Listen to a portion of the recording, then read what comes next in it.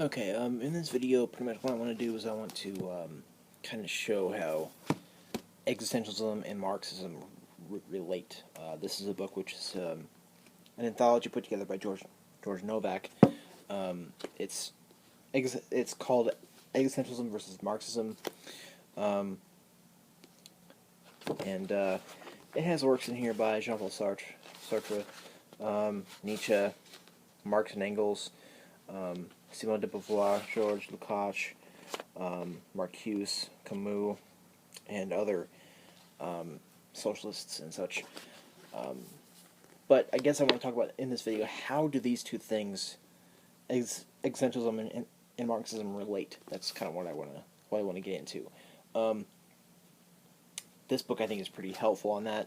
It does have works from both movements in it, which I think is really nice to have. Yeah. So I guess the question is, a long time ago when I was first taught Marx, I had the question, like, how does this stuff about Marx relate to stuff about people like Jean-Paul Sartre and Simone de Beauvoir?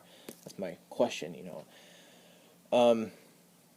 And first of all, Marxism, that whole kind of thing rests on the whole proletarian bourgeois class struggle, to where we have the proletarian who does the work and produces the stuff, the goods of the company or the company, or the capitalist company, and then we have the bourgeois who owns the resources and owns the means and modes of production, and they basically own everything, and they kind of want to maximize profit and surplus to kind of move towards gaining more money or commodity or capital, where the proletarian who is doing the work and does the labor, in a way, the labor that he's doing is a part of who he is. The goods that he produces is a part of who he is, because he made it. He caused it to exist. When immediately once the stuff he produces is produced, it belongs to somebody else immediately, and the proletarian gets paid a very minimal wage, and he has no other choice but to work that job and to take that, because he has to support himself and his family. Yet the wage he gets is very minimal and small, and sometimes not even enough to support himself and his family, and yet he still has no choice but to just do it and struggle. So the word alienation or estrangement is because he's doing that work, and the work and the goods that he produces is immediately owned by a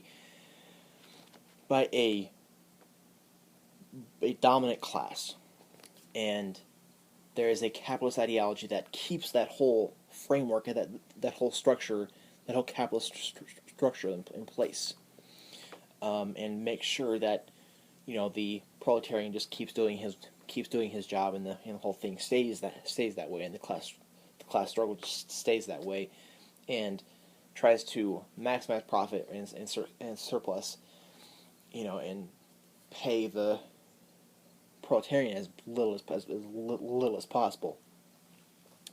So in a way, that's alienation from himself in that whole exploitative relation between the bourgeois and the proletarian. So in a way, the bourgeois is exploiting the proletarian, by taking his work, and he's getting nothing, like very, very little for it, while the bourgeois is getting whatever profit and surplus he can get. And that's, the word fetishism is by putting commodity or money or capital on a pedestal and just kind of doing whatever you can in that capitalist company to move towards getting more of it, while at the expense of the proletarian, and that's a very exploitative relation. That is what the alienation from himself is. So how does this relate to the existentialist thought of people like Heidegger, Sartre, de Beauvoir, and Camus? Those guys, and woman, de Beauvoir is a woman, what they are talking about is, well, Heidegger talked about angst or dread. Sartre talked about bad faith and such. I like to think about de Beauvoir and Camus a lot, where de Beauvoir had the whole idea of ambiguity, and we have to accept this ambiguity if we want to have any kind of meaningful life meaning, of course, that we give to our own life, and not meaning meaning that comes from anywhere else. Or absurdity in Camus' myth of Sisyphus, in that he's rolling the boulder up the hill, almost gets to the top, and then the boulder rolls back down, and he's pushing it up again, and it's just kind of a constant cycle. And Camus asks the question: is life really worth living, or is suicide the proper response? So, existentialism states that, well, the whole thing is that life doesn't have any real meaning or real purpose.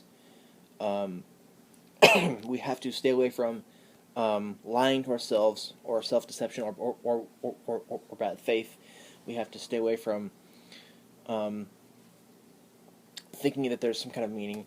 We have to accept that the world and life is ambiguous and absurd, and thus try to live our lives while sort of giving meaning to our own self. And I do have a lot of videos on the topic of existentialism. So, how do these two relate? They both have this kind of concept.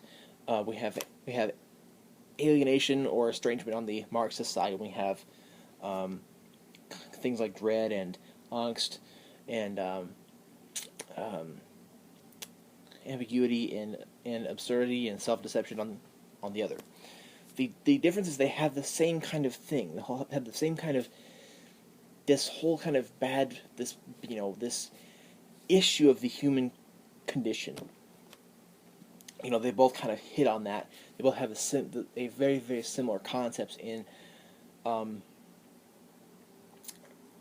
unveiling the human being, almost for Sartre and Heidegger, and also Buber, an ontology of ourself, a fundamental ontology of our being. And it's we're trying to unveil who we really are, and trying to talk about the human condition in the way it really is.